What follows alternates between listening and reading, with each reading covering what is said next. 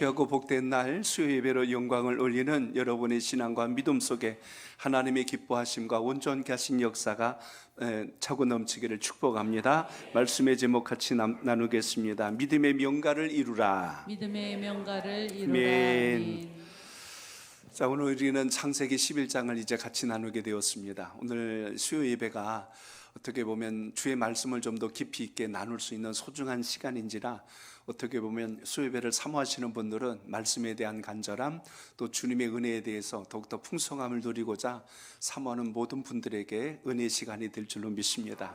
그래서 오늘 창세기 말씀은 구약의 그냥 단순한 족보 이야기가 아니라 그 속에 담긴 뜻을 잘 살펴서 여러분의 신앙에 영적 유익함이 있기를 바랍니다. 성경을 읽다 보면 족보 이야기가 참 자주 등장하게 되죠. 이름도 낯설고 발음하기도 쉽지 않은 인물들이 자꾸 나열될 때 도대체 이렇게 많은 사람들의 이름을 왜 굳이 이렇게 기록할 필요가 있을까 하는 생각도 가질 수가 있습니다. 이름도 반복되고 또 나이가 기록이 돼요. 전혀 현실감이 없잖아요. 600세를 살았느니 400세를 살았느니 도대체 얼마를 살아야 그렇게 살까 싶은데 그렇게 사는 시대의 사람들도 있었더라 하고 기록합니다. 또 자녀를 낳았더라 하고 자녀들의 이름이 무수히 등장하는데 그 중에 보면 유달리 우리 눈에 들어오는 몇몇 이름들이 있습니다. 그 이름들을 중심으로 해서 하나님이 이제 역사를 어떻게 움직여 가시는지 우리에게 보여주고 있다는 사실입니다. 그래서 성경의 족보는 단순한 기록을 넘어서 하나님의 구속 역사를 잘 보여주기 위해서 이걸 나열했다는 걸 우리가 기억하셔야 될 것입니다. 그래서 이 인물들의 이름을 다 몇 년 살았냐 이거 기억하는 게 중요한 게 아니고 그들을 통해서 하나님이 누구를 보여주시려고 하셨을까 하는 겁니다. 오늘 우리가 읽은 대목은요, 마치 이제 다음에 등장할 이제 아브라함을 소개하기 위한 전초 과정에 대해서 셈의 후손들에 대해서 쫙 나열하고 이제 데라가 등장하게 되고 그리고 그를 통해서 이제 아브라함이 등장하게 되는 것까지 오늘 본문이 전체가 연결되어 있음을 보게 됩니다. 그래서 우리는 지난 시간 이제 노아의 후손들을 통해서 인류가 시작되었더라라는 말씀을 나눴습니다. 그래서 우리는 이제 함과 야벳에 대한 후손들보다 오늘 셈에 대한 후손이 왜 중요한가 전 시간에도 언급해 드린 것처럼 셈의 후손들은 우리가 말씀드린 대로 하나님을 믿는 백성들, 하나님의 약속을 따라간 믿음의 계보가 셈의 후손들이에요. 그래서 여길 통해서 아브라함이 등장했고 여길 통해서 이제 믿음의 계보들이 쭉 이어져 와서 결국 어디까지 연결돼요? 예수 그리스도까지. 셈의 계보 속에는 다윗이 들어있고 셈의 계보 속에는 누가 있어요? 예수 그리스도까지 지금 등장하게 된다는 것입니다. 그래서 하나님께서 인류의 타락과 심판 속에서도 구원 계획을 조금도 흔들지 아니하시고 그대로 이끌어 가셨다는 사실을 우리가 주목해 볼 수가 있습니다. 오늘 본문은요, 바벨탑 사건 이후에 다시 하나님의 시선을 하나님께서 그 시선을 어디에 두고 계신가를 우리에게 확인하게 하는 중요한 대목이라는 사실입니다. 그래서 하나님은 모든 인류가 아니라 믿음의 계보를 따라 역사를 움직였구나라는 것을 주목해야 된다는 것입니다. 그래서 하나님의 보호하심을 믿는다면 우리가 항상 기억해야 될 게 있어요. 우리가 셈의 계보에 따라 믿음 안에 있다면 하나님은 우리를 지키시고 보호하실 것에 대한 믿음의 확증이 삶 가운데 있기를 바랍니다. 그렇지 못하면 우리가 스스로를 보호하고 스스로를 지키려고 할 거예요.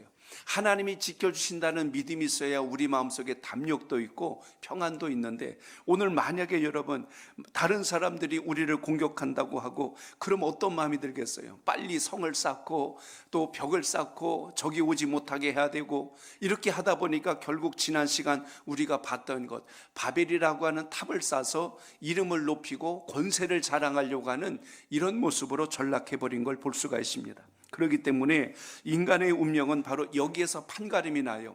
하나님께서 우리를 지켜주신다는 것을 믿고 가느냐 아니면 나는 내가 지켜야 된다는 생각으로 세상과 싸워가며 살아야 하는가, 여기에서 갈림길이 있다는 것입니다.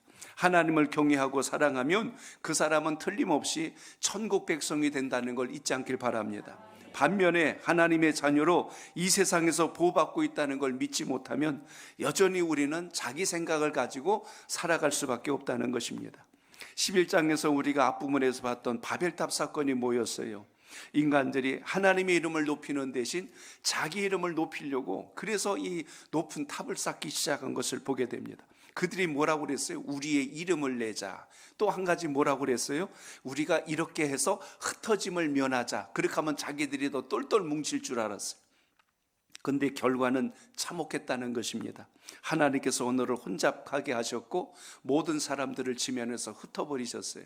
그래서 야벳의 후손들이 사는 곳, 그리고 또 함의 후손들이 살아가는 곳, 이렇게 지역별로 이제 나눠지게 되는 지구상의 다양한 형태를 우리가 결국 만나게 되는 걸 볼 수가 있습니다. 그러니까 인류가 사람 생각으로 연합하려고 하면 소통이 단절되고 비극이 일어날 수밖에 없다는 것을 우리가 보게 됩니다. 이 중동 전쟁이 끊일만 하면 또 일어나고 또 일어나는 모든 것을 보면 강대국 간의 힘겨루기가 끊이지 않고 있다는 걸 우리가 보게 되지 않습니까? 그렇기 때문에 무력을 통해서 힘을 통해서 어떻게 다른 나라의 기득권을 거머쥐려고 하는 이런 국제 정세는 옛날이나 지금이나 전혀 달라지지 않았어요. 그러나 하나님은 그 속에서도 하나님의 역사를 지금 이 순간에도 움직여 가신다는 걸 우리가 분명하게 기억하시고 믿음의 견고한 자리에 꼭 서시길 바랍니다. 그래서 바벨탑의 문화는 결국 이스라엘 역사 속에서 바벨론 제국이라고 하는 거대한 민족을 형성하게 됩니다. 그러나 그 제국이 지금까지 살아있지는 않잖아요. 결국 멸망당합니다. 인구가 많고 땅덩어리가 크다고 큰 나라가 아니고 하나님이 지켜주시고 보호해 주셔야 가장 강한 민족이 된다는 것을 기억하시기 바랍니다. 그래서 오늘 10절에 보면 셈의 족보는 이러하니라 라고 오늘 이렇게 시작을 해요. 지난 시간까지 땅에 속한 자, 사람에 속한 자의 족보를 이야기했다면 이제 하나님께 속한 족보는 이렇게 시작한다라고 오늘 그 말씀의 문을 여는 것을 보게 됩니다. 그러니까 바벨탑 사건 이후로 사람들은 흩어졌지만 하나님의 구원 계획은 조금 더 달라지지 않고 진행되고 있다는 것을 보여준 내용이 오늘 본문이에요. 그래서 셈의 계보를 따라서 지금 아브람이라고 하는 인물이 등장하게 됩니다. 그래서 우리가 잘 아는 12장의 이 놀라운 사건의 출발점이 그 서막을 알려주는 내용 속에서 우리가 오늘 붙들어야 될 게 무엇인가 몇 가지를 좀 살펴보려고 합니다. 그래서 여기 보시면 바벨탑은 교만과 심판의 어떤 상징적 의미가 있었다면 오늘 셈의 후보는 믿음의 계보를 따라 산 자들은 어떤 복을 입었을까 하는 것을 우리에게 발견하게 한다는 것입니다. 하나님의 약속은요 옛날이나 지금이나 변하지 않아요. 우리가 하나님을 택한 것이 아니라 하나님께서 우리를 택정하여 주셨죠. 그래서 우리가 살펴본 게 뭐예요? 하나님, 내가 너희를 택하였느니라. 내가 너희를 구원했다. 그리고 내가 너희를 잊지 않을 것이다. 내가 너희에게 복을 줄 것이다.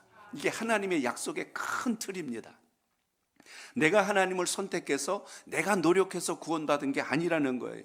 내가 하나님을 막 억지로 불렀다고 해서 하나님이 우리를 찾아오신 게 아니고 우리가 복을 막 달라고 간구해서 그 복을 얻기 이전에 하나님께서 먼저 복줄 자를 택하셔서 그들을 구원해 주셨을 뿐만 아니라 지금 이 순간에도 잊지 않고 이끌어가고 계신 분이 여호와 하나님 되심을 오늘도 믿고 신앙할 수 있길 바랍니다. 그래서 오늘 본문에서 분별이 될 몇 가지를 봅니다. 제일 먼저 여러분 저를 한번 따라합니다. 세속의 물결 속에서 구별된 가문을 세워야 합니다. 구별된 가문을 세워야 합니다. 아멘. 오늘 10절부터 26절까지는 노아의 아들이었던 셈의 그 계보를 지금 쓰고 있습니다. 여기 보면 이제 아브람에 이르기까지 지금 한 10대에 걸쳐서 족보가 지금 쭉 나열되어 있는 걸 봅니다. 그래서 26절에 보면 이런 말씀이 나와요. 자, 26절 봅니다. 시작. 아멘. 어떻게 보면 셈의 족보에서 이거 이야기하려고 지금 앞에 쭉 설명하고 있는 거예요. 거기에서 지금 누가 등장해? 데라가 등장하고 70세의 아브람과 나홀과 하란을 낳았더라라는 말이 여기 지금 등장합니다. 셈의 족보 이야기가 중요한 이유는 결국 아브람 때문이다라는 걸 우리가 보셔야 돼요. 왜냐하면 그 다음부터 이제 아브람 이야기가 계속 이어져 가기 때문에 오늘 그 이야기의 포인트를, 중심을 우리가 잡아야 합니다. 하나님께서 여러분 노아의 세 아들을 통해서 역사할 때 셈을 중심으로 그들을 하나님의 백성으로 택하신 거예요. 내가 이들을 통하여 내 민족을 이루리라. 그리고 그 안에서 옥석을 찾아내듯이 아브람을 찾아내신 거예요. 자, 그러면 여러분, 오늘 이 족보에서 몇 가지 중요한 영적인 특징을 살펴볼 수 있습니다. 그 중에 첫째가 무엇이냐면, 죽음의 지배 속에서도 하나님은 끝까지 생명을 이어가셨다는 걸 잊지 않길 바랍니다. 여러분, 저 족보 이야기가 창세기 5장에도 나오고 오늘 11장에도 나와요. 차이점 혹시 여러분 보셨어요? 5장하고 11장 앞부분의 차이점. 몰라야 제가 할 말이 있어요. 그때 당시는 어떻게 나왔냐면, 누구는 몇 세 누굴 낳고 죽었더라, 누구는 누굴 낳고 죽었더라, 막 끝날 때가 다 죽었더라로 끝나요. 근데 11장에 보세요. 쭉 하고 오늘 셈의 족보 보세요. 죽었다는 말이 없어요. 몇 세 누굴 낳았더라, 낳았더라. 이제는 하나님께서 노아의 계보를 통해서는 낳는 역사에 대해서 이야기하지 죽는 것에 포인트를 맞추지 않습니다. 이건 뭘 뜻할까요? 하나님의 역사와 섭리는 닫히고 끝나는 게 아니고 계속하여 열려져 가고 있음을 우리에게 시사하고 있다는 이야기입니다. 그렇기 때문에 여기서 봐야 할 것은 그겁니다. 하나님께서 하시는 일은 죽음으로 끝나는 게 아니고 하나님 주신 약속을 따라서 생명이 계속해서 이어져 간다는 것을 기억하시기 바랍니다. 아울러서 한 가지 볼 수 있는 것은요, 우리의 수명이 점점 더 짧아지고 있는 걸 봅니다. 과거에 그냥 무두셀라마 969세까지 뭐 살았더라, 몇 세까지 살았더라 쭉 나오는데 갑자기 이제 막 200세까지 내려왔어요. 어떻게 보면 좀 인간미가 있잖아요. 우리랑 친근해지자. 그래도 우리랑 비슷한 상황 속에 살고 있구나라는 느낌을 갖게 됩니다. 노아 홍수 이후로 달라진 것 중에 몇 가지가 있었어요. 그 중에 하나, 계절이 생겼어요. 계절이 일어났고, 또 하나 달라진 건 이젠 너희가 육식을 해라라고 고기를 먹게 하였고, 그리고 또 하나는 우리의 연수와 기한이 상당히 짧아졌다라는 걸 우리가 볼 수가 있지요. 그래서 홍수 이전에는 거의 900세 넘는 게 기본이었어요. 근데 홍수 이후로는 오늘 말씀처럼 평균 연령이 상당히 줄어가는 걸 봅니다. 셈은 600세를 살았고요, 에셀은 464세를 살았더라, 데라는 205세로 살았더라. 계속해서 거의 200단위로 줄어드는 걸 볼 수가 있습니다. 그런데 여러분 보세요. 우리의 육체가 아무리 강건하다 할지라도 구원의 조건은 아니라는 거예요. 오래 살았다고 구원받은 게 아니고, 그 기한과 연수가 짧더라도 하나님께 속한 자가 복 있다는 걸 기억하시기 바랍니다. 그래서 우리는 점점 약해질 수 있어요. 유약해질 수 있습니다.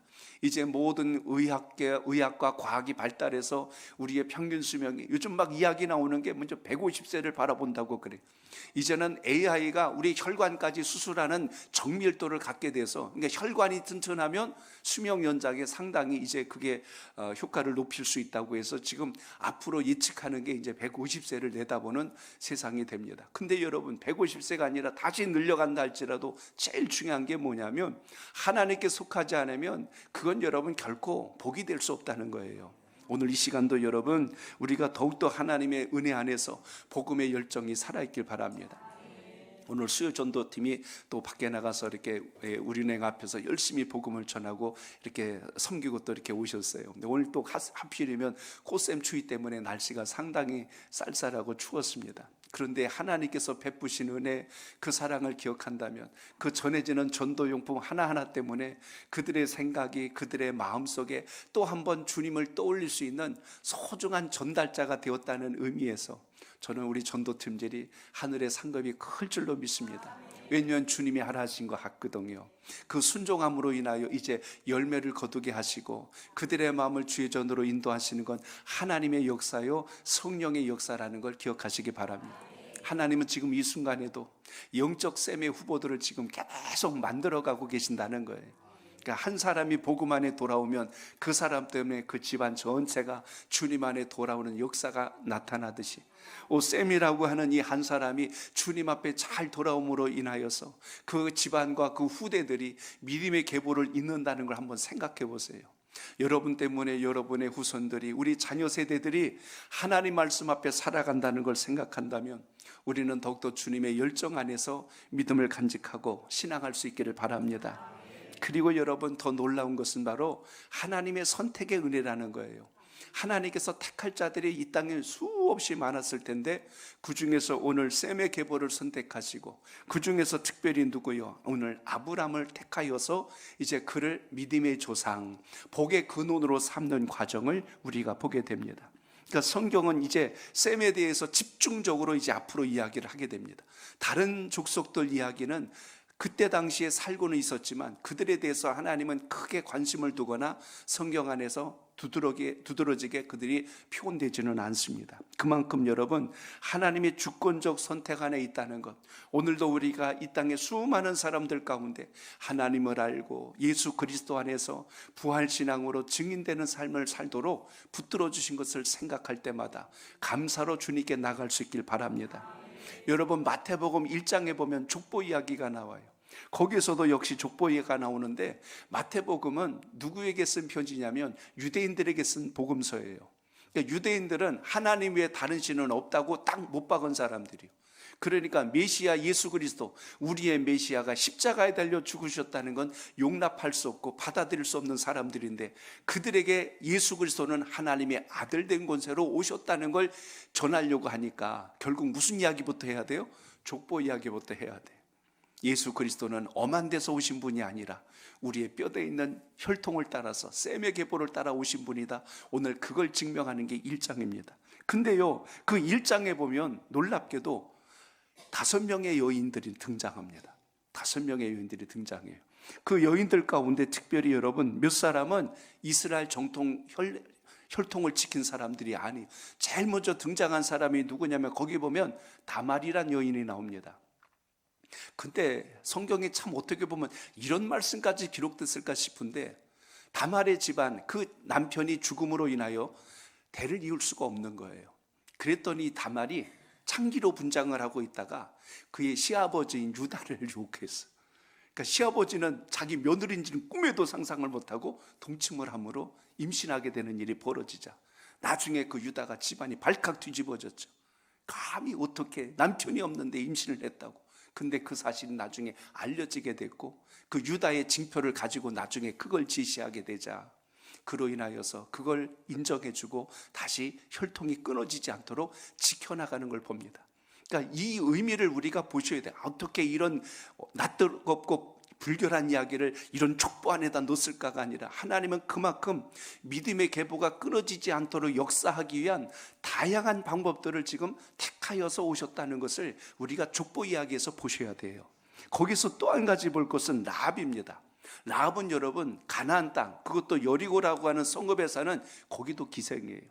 역시 어떻게 보면 당시의 천한자로 인정받지 못할 만한 사람이었는데, 이 라합이 하나님에 대한 소문을 듣고 믿음이 생긴 거예요.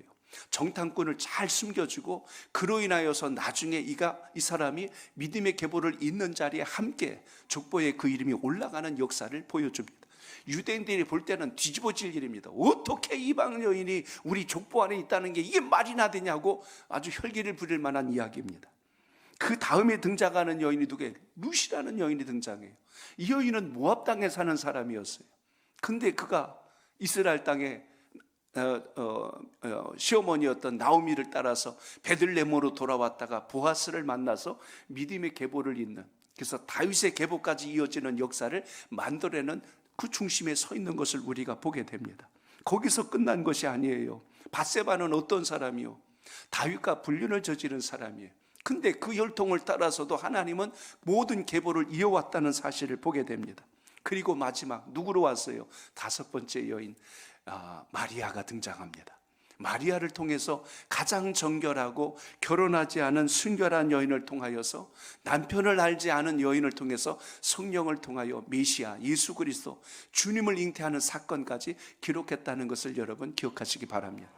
그러니까 1장을 보실 때 여인들만 쫙 따라가도 놀라운 거예요. 어떻게 족보에 이런 게 다 들어왔네. 거기에는 하나님의 놀라운 섭리가 있는 겁니다. 예수님의 족보 가운데 이런 여인들이 등장했다는 것은, 하나님의 구원 계획은 오로지 택한 이스라엘 백성들만의 족보 안에 있는 자가 아니라 하나님의 손길은 열방을 향해서 언제든지 열려 있다는 것을 보여주신 사건이라는 걸 기억하시기 바랍니다. 그래서 이방인도 주님은 다 부르신 거예요. 이스라엘 백성들만이 아니라 이 지구상에 사는 모든 족속들은 다 하나님께서 부르신 겁니다. 그리고 심지어 불륜을 저지른 여인이라 할지라도 참회하고 돌이킨 모든 사람들을 주님께서 외면치 아니하시고 불러들인 걸 봅니다. 기생이라 할지라도 그리고 모든 사람들을 주님께서 부르시고 천국 백성으로 삼아주셨다는 걸 잊지 않길 바랍니다. 예수님이 만나고 교제했던 사람들을 보세요. 창녀를 만나셨고 그들과 친구가 되셨어요.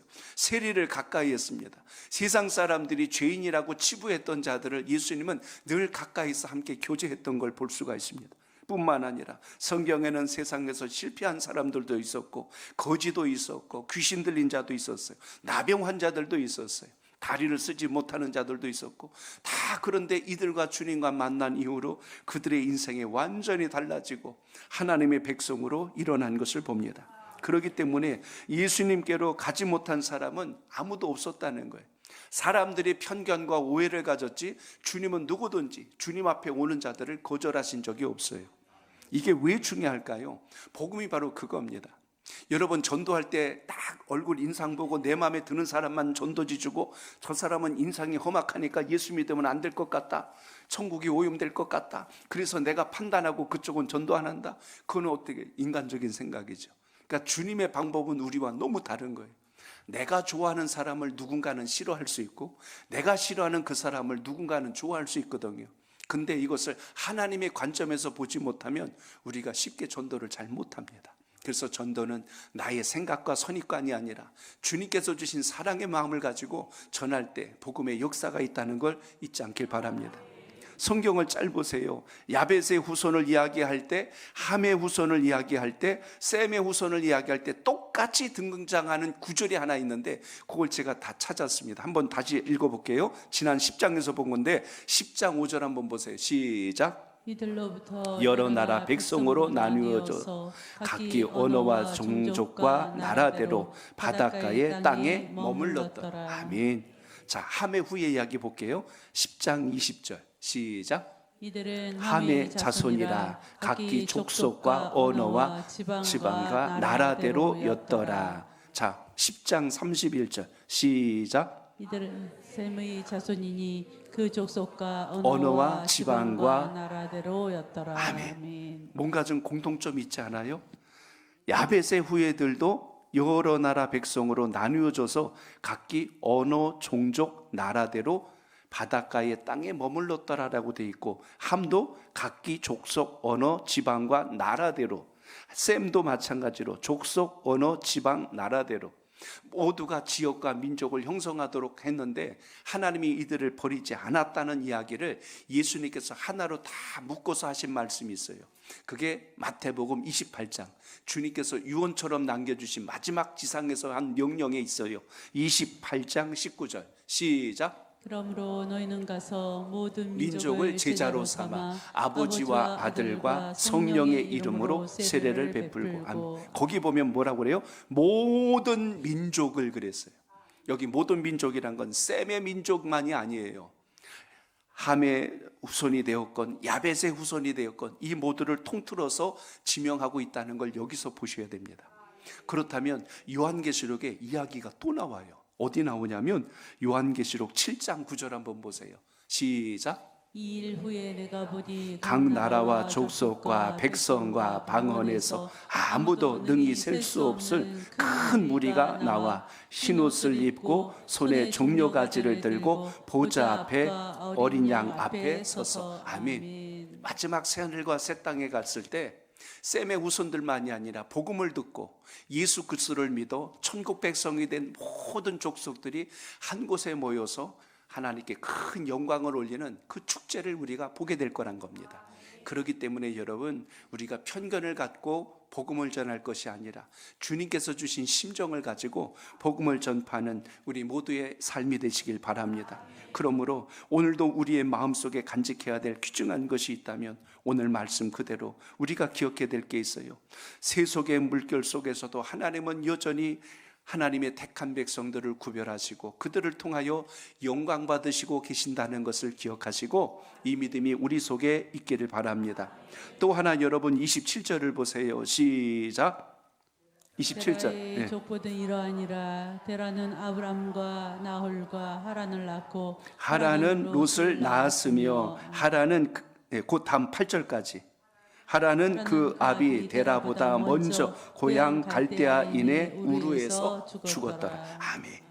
따라합니다. 머물고 싶은 유혹을 넘어서야 합니다. 유혹을 넘어서야 합니다. 데라가 끝까지 정한 곳으로 갔으면 좋겠는데 가다가 중간에 하란에서 머무는 이야기가 오늘 본문 속에 등장하게 됩니다. 이걸 우리가 좀 살펴야 되는데요.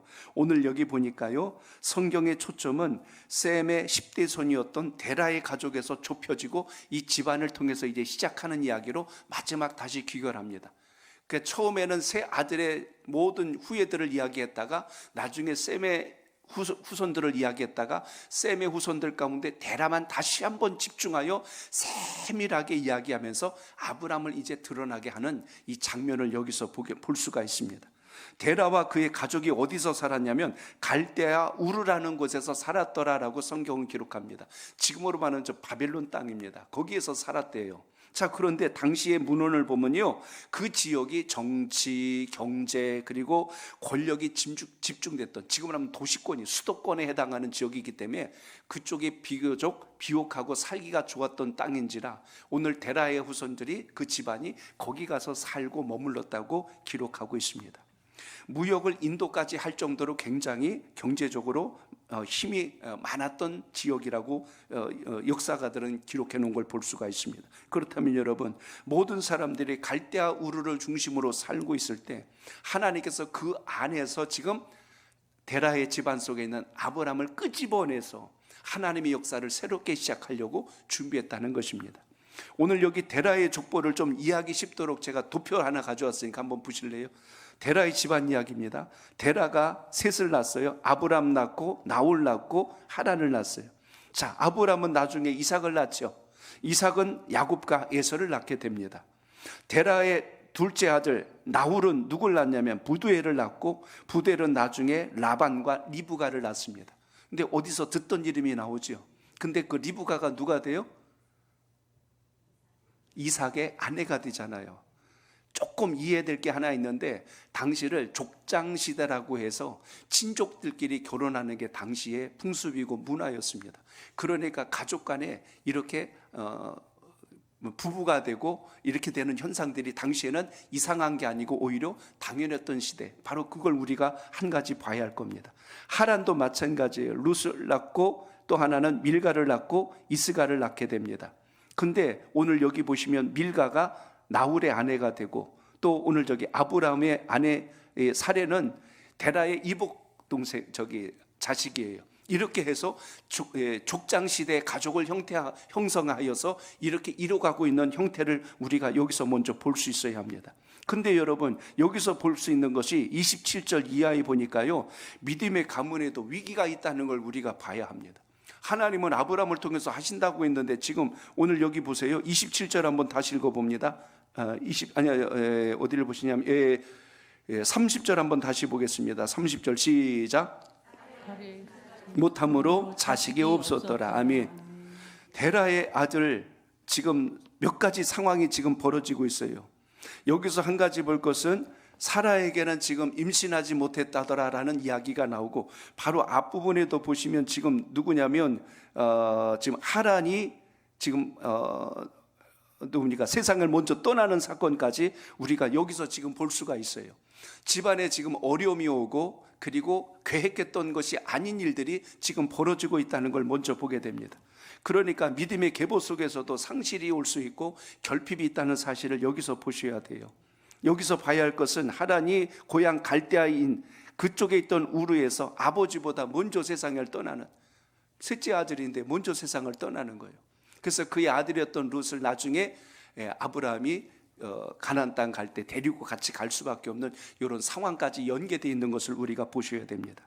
그런데 여러분, 아브라함의 아내는 역시 또 임신을 하지 못하더라. 모든 걸 보면 믿음의 계보가 늘 형통하고 좋은 일만 있으면 좋겠는데 오늘 죽음과 같은 슬픔이 있었고 불임과 같은 고통도 있었다는 거예요.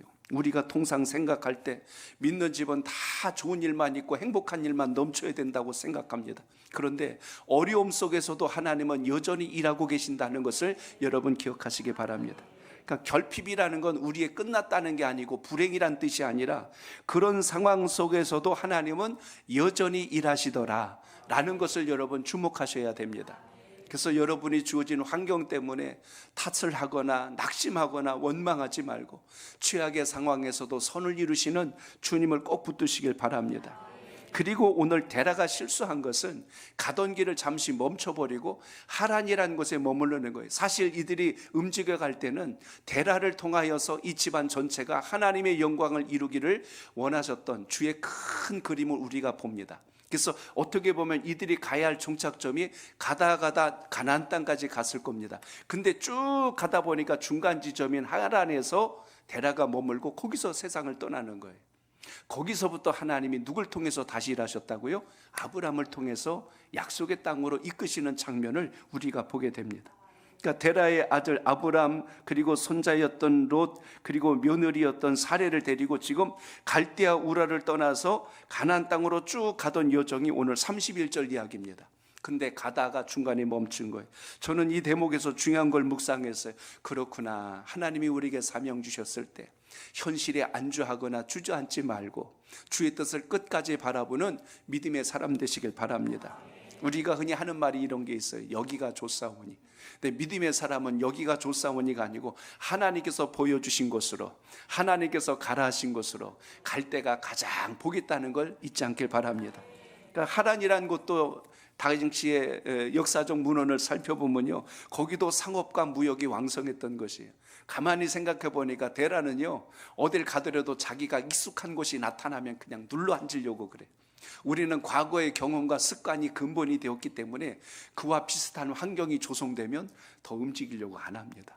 근데 우리 하나님의 사람들은 초지일관, 나의 생각과 뜻보다는 하나님의 뜻을 우선할 수 있는 역사가 살아있기를 바랍니다. 그래서 오늘 이런 모든 것에서 안주한다는 게 우리에게 어떤 위기를 가져올 수 있는가를 생각하게 합니다. 그러니까 믿음은 여러분 시작도 중요하지만 끝이 정말 중요해요.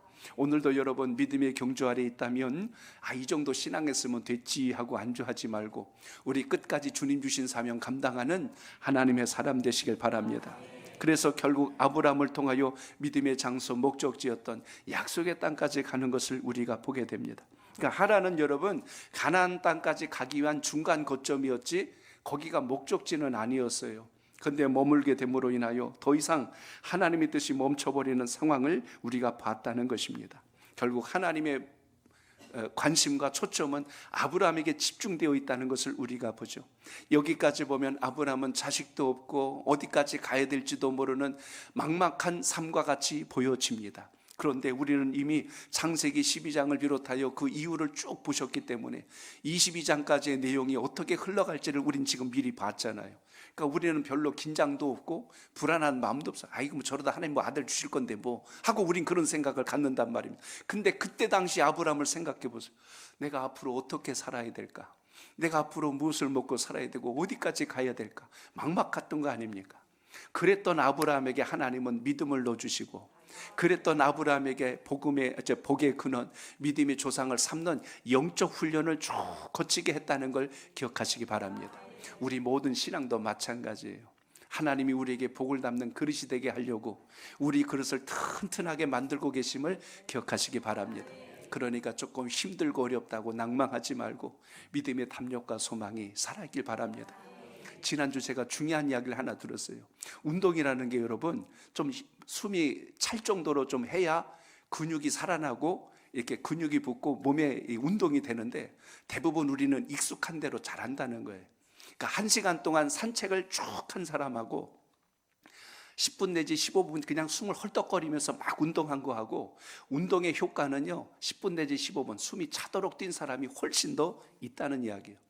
우리 몸이 참 신비로워서요 큰 자극 없이 1시간 2시간 걸어가면 근육이 점점 빠진대요. 왜 빠지냐고 봤더니 뇌에서 명령을 내리기를 근육을 쓰지 않아도 되겠구나 해서 불필요한 에너지가 소비되지 않도록 이렇게 해서 약화시킨다는 겁니다. 그러니까 좀 변화를 주어야 심장도 놀라고 뇌도 놀라고 근육도 놀래서 몸이 튼튼해지는데 익숙해지게 가버리면 안 된다는 거예요. 신앙도 여러 번 편한 게 좋은 것 같지만 예배도 편하게 드리다가 입신 안 되니까 그냥 잠들어 버리고 딴 생각하고 언제 끝나나 그 생각만 하고, 근데 주의 말씀 속에서 주신 은혜를 생각하고 이게 내 삶에 어떤 영향을 줄까 하면 영적 자극과 도전을 받으면 생각이 달라지고 결단이 달라지잖아요. 행동의 변화가 오잖아요. 믿는 것과 아는 것과 행하는 게 같아야 신앙인데, 우리는 머리로 아는 것이 신앙의 전부인 줄로 착각하면 그게 안주하는 신앙이 돼버립니다.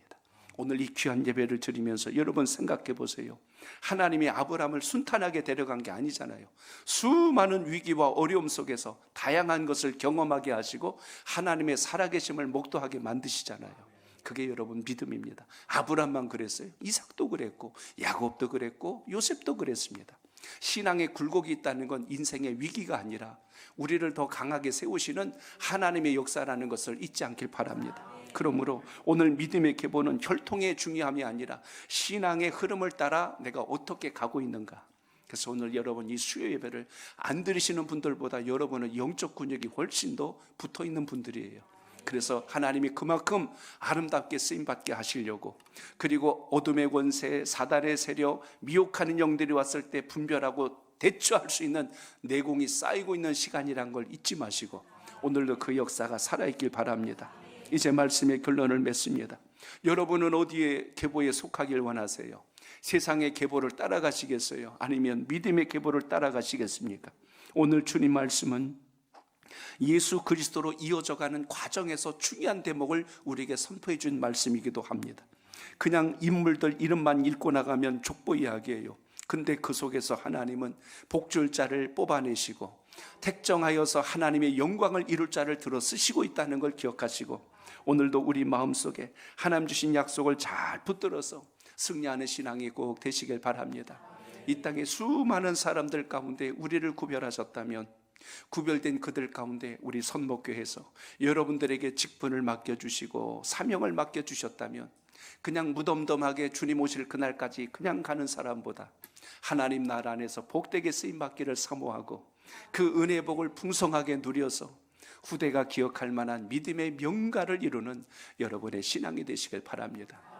한동안 요즘 왕사남인가 그 영화 때문에 영월의 엄씨들의 그 자부심이 정말 하늘을 찌를 듯 하더라고요. 그 집안들은 정말 대단해요. 언제입니까? 나라를 잃었을 때도 독립을 위해서 그 손조들이 애쓴 이야기를 들어보니까 정말 감동되더라고요. 그리고 여러분 누구죠? 등산했던 누구죠? 예, 엄원길. 그분도 영월 김씨 그 집안이더만. 산 오르는 걸 참 잘해요. 산 오르는 걸 잘해요. 단종의 시신을 산꼭대기에다 잘 숨길 만큼 그 집안의 그들의 정신은 뭔가 남과 다른 특별한 일들을 하는 것을 이렇게 보게 됩니다. 저는 오늘 우리가 예수 그리스도를 믿는 하나님의 사람이라면 주님께서 왜 이 시대에 우리를 예수 믿게 하셨고 믿음의 계보를 잊게 하셨을까? 저는 오늘 여러분들이 예수 그리스도 안에서 명문 가문을 이루는 역사가 있기를 바랍니다. 오늘 말씀을 생각해 보세요. 믿음의 계보에 속한 자가 어떤 사람입니까? 하나님을 기억하는 사람들이에요. 바벨탑을 쌓는 사람들도 이름이 쭉 돼 있지만 그들은 다 사라진 사람들이요. 근데 오늘 셈의 후손들은 하나님께서 기억하는 인생들이었다는 걸 보게 됩니다. 특별히 아브라함은 하나님의 약속을 받아서 다음 세대에 전달하는 중요한 통로가 됐잖아요. 여러분 때문에, 여러분의 가정에서, 또 여러분이 전도할 때 여러분의 손길을 닿던 사람들이 하나님을 알고 그 집안이 또 믿음의 명가를 이룰 수 있다면 우리가 얼마나 큰 일을 하고 있는지를 기억하시기 바랍니다. 그리고 정말 중요한 것은 하나님이 가라하신 곳까지 갈 수 있는 그 힘을 잃지 않길 바랍니다. 오늘 데라는 멈췄지만 그의 아들이었던 아브라함은 떠났어요. 하나님이 가라하신 곳까지 갔습니다. 그렇기 때문에 오늘 믿음의 사람은 우리의 인생의 마지막 지점은 주님께서 가라하신 곳이란 걸 명심하고 이 신앙 안에서 승리하는 영적 결단이 있기를 축복합니다. 하나님의 족보 안에 끊어진 마디마다 주님께서 은혜로 연결시켜주는 사람들이 있었어요. 저는 우리 선목교회에 여러분들이 그 고리 역할을 하는 복되고 귀한 일꾼들이 되시기를 주의 이름으로 축복합니다.